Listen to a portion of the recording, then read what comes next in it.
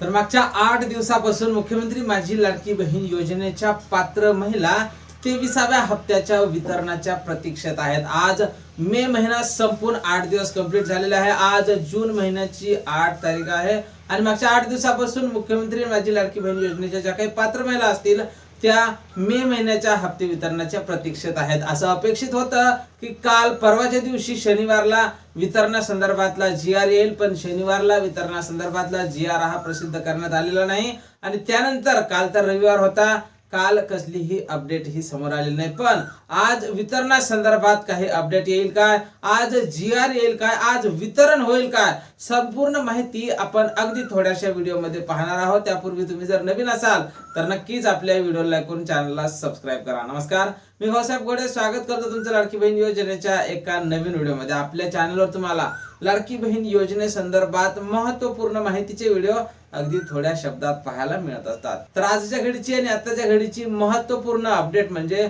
आज वितरणासंदर्भातला GR हा येण्याची शक्यता आहे। सूत्रांकडून मिळालेल्या माहितीनुसार या हप्त्याचं वितरण हे वेळेवर होणार आहे। वेळेवर म्हणजे किती, तर 12 ते 15 तारखेच्या दरम्यान या हप्त्याचं वितरण हे होण्याची शक्यता आहे आणि त्या संदर्भातला GR हा आज दुपारपर्यंत येण्याची दाट शक्यता वर्तवल्या जात आहे आणि ही माहिती आपल्याला विश्वसनीय सूत्रांकडून प्राप्त झालेली आहे। आणि सर्वप्रथम महत्त्वपूर्ण अपडेट तुम्हाला आपल्या चॅनलवरच पाहायला मिळत असतात।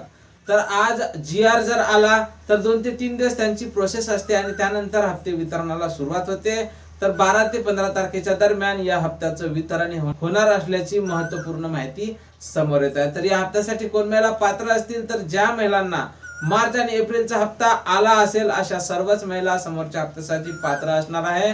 त्यासोबत ज्या महिलांची KYC उशिरा केली असेल, म्हणजे 30 एप्रिल पर्यंत त्यांची मुदत होती, 30 एप्रिलच्या जवळपास जर तुम्ही KYC केली असेल तर तुमचं नाव लाडकी बहीण योजनेच्या यादीमध्ये अपडेट व्हायला जर उशीर झाला असेल तर निश्चितच तुम्हाला मार्च आणि एप्रिलचा हप्ता मिळाला नसेल, पण मे महिन्याचा हप्ता हा तुम्हाला मिळू शकतो। आता पाहावं लागणार आहे की मे महिन्याचा हप्ता किती लाडक्या बहिणींना मिळणार। म्हणजे फेब्रुवारी मध्ये बऱ्याच महिलांना हप्ता मिळाला होता, त्यानंतर मार्च आणि एप्रिल मध्ये त्यांना हप्ता मिळालेला नाही। जरी KYC दुरुस्तीमध्ये त्यांचं नाव नव्हतं तरी सुद्धा त्यांना हप्ता हा आलेला नाही। जर अशा महिलांना हप्ता आला नसेल तर त्या डायरेक्ट लाडकी बहीण योजनेतून आता अपात्र करण्यात आलेले आहे काय, हे सुद्धा महत्त्वाचं असणार आहे। आणि अशा महिलांना जर अपात्र केलं असेल तर लाखोंच्या संख्येत अशा महिला आहेत। जवळपास 80 लाख अशा महिला आहेत की ज्यांना हप्ता आलेला नाही। जवळपास 1,70,00,000 महिलांनाच आता समोरचा हप्ता येणार आहे।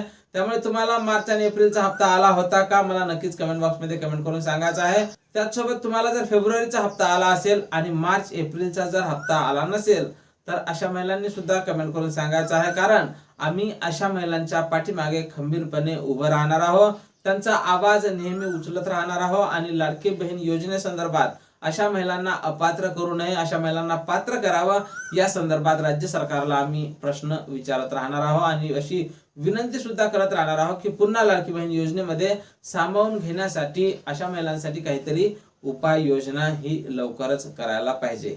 तर हरकत तुम्ही सुद्धा आपल्या चॅनलला नक्कीच सबस्क्राइब केलं पाहिजे आणि सपोर्ट केलं पाहिजे। मे महिन्याच्या हप्ते वितरणासंदर्भात आम्ही वरिष्ठांकडून वारंवार माहिती घेण्याचा प्रयत्न करतच आहोत।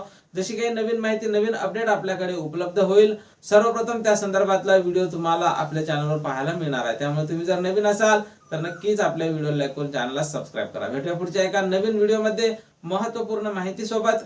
जय महाराष्ट्र।